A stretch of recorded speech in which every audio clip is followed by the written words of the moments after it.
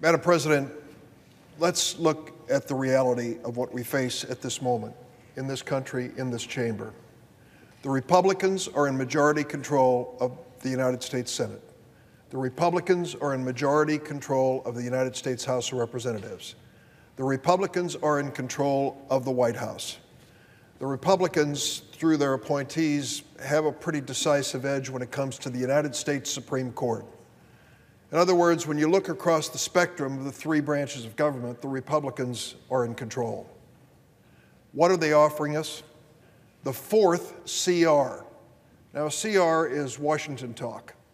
It's a continuing resolution. What does it mean?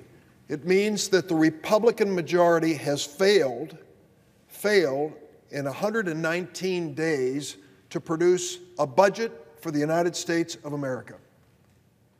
The Republican majority in the House and Senate, with their president, have failed to come up with a blueprint for spending for this great nation that we serve and are proud to be part of.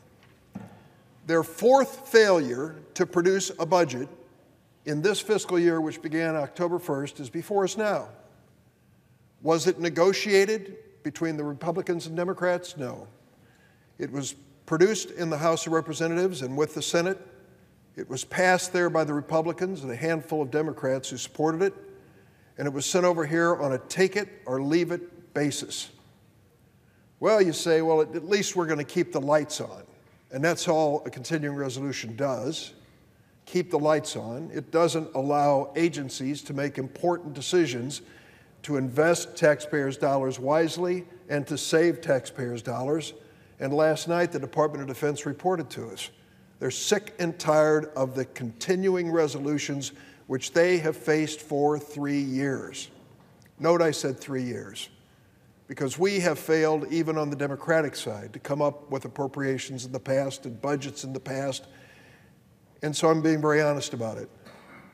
But if we are going to change this mentality of never producing a budget, never producing appropriation bills, kind of stumbling into the fiscal year for month after weary month, if that is the new norm around here, shame on us and shame on the majority party, the Republicans, for saying that's the best they can do.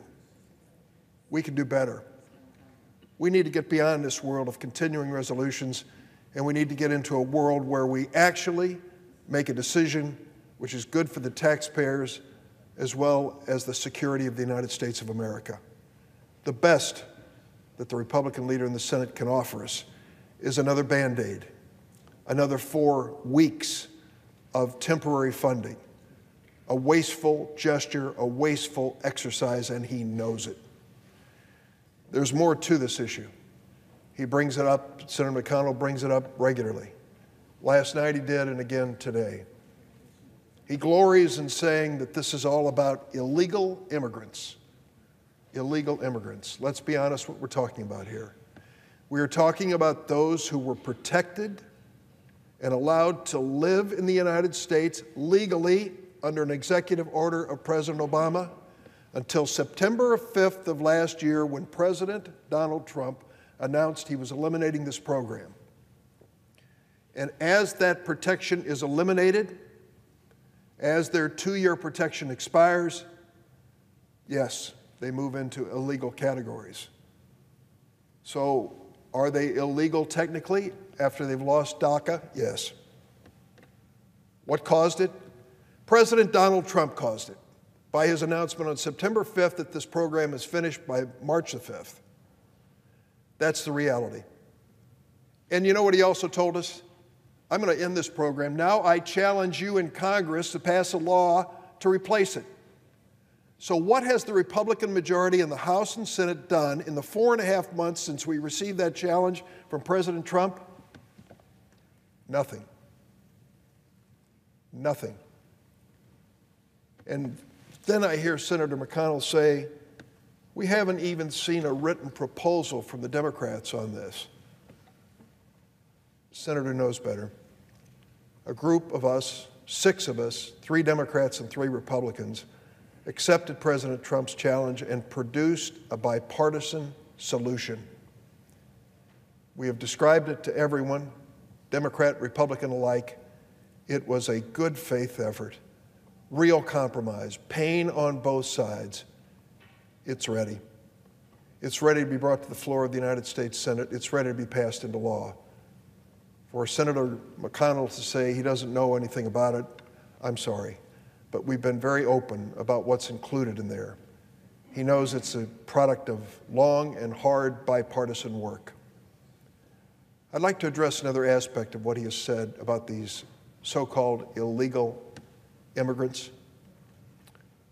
Late last night, after using that term, I noticed that the gallery was filled over here with young people who appeared to be, at first glance, here to watch the debate on the DREAM Act, the debate on DACA. After the meeting of the Senate, I invited them into my office. There were about 40 of them. They were from all across the United States, but primarily from the state of Oregon, who came all the way out here to try to see if this Senate was going to meet President Trump's challenge and produce an alternative. Turns out most of them were protected by DACA, the executive order that is being abolished by President Trump. One of them said to me, I'm skipping my first week of class at the University of Texas. I said, what's your major? And she said, neuroscience. I said, don't skip too many classes. That's got to be a tough thing to do. But you came here because what's at stake in this chamber, what's at stake in this debate will decide whether or not she can continue to live in the United States of America.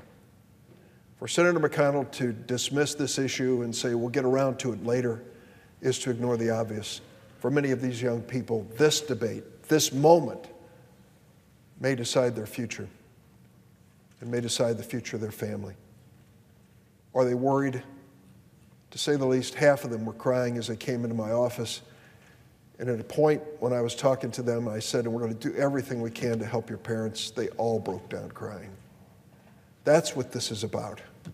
This is about a heart-wrenching issue that is before us because President Trump made a decision September 5th to end a program which allowed these young people to go to school, to work in the United States of America. It was President Trump that challenged us to do something about it, and we have done nothing. Nothing. And that's the challenge we face. To say we're in no hurry, well, we may not be as senators and congressmen, but these young people are in a hurry to find out whether or not they have a life. That's what it comes down to.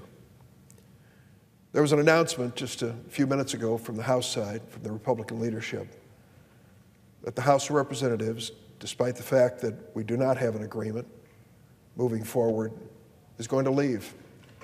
They're going to leave Washington. I don't know for how long, and I don't know what they're going to do when they leave.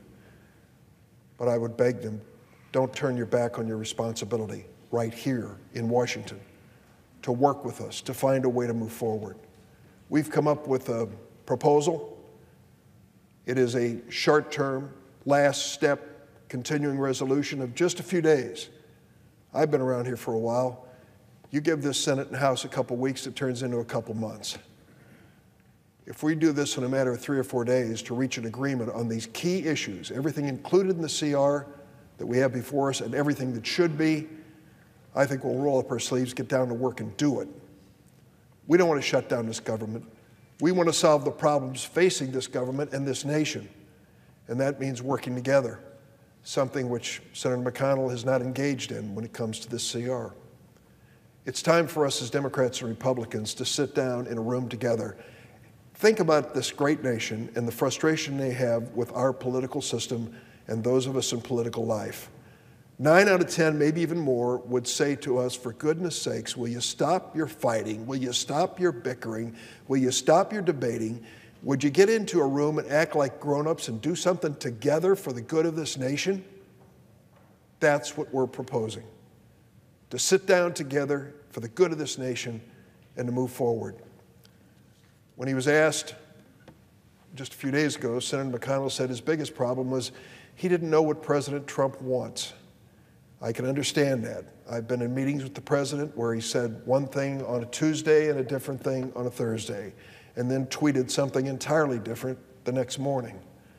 He's a moving target when it comes to the policies and direction and leadership of this administration, and we need to do our job, and I hope he'll be part of it.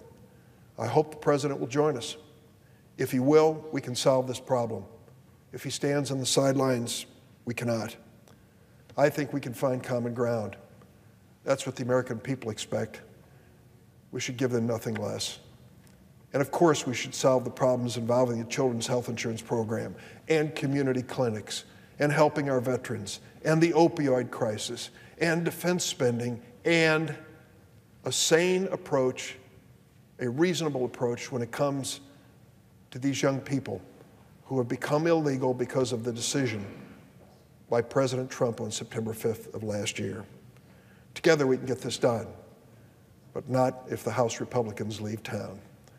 We need to continue to be here in Washington doing our job and making sure that we spend every waking moment serving the people that elected us. Madam President, I yield the floor.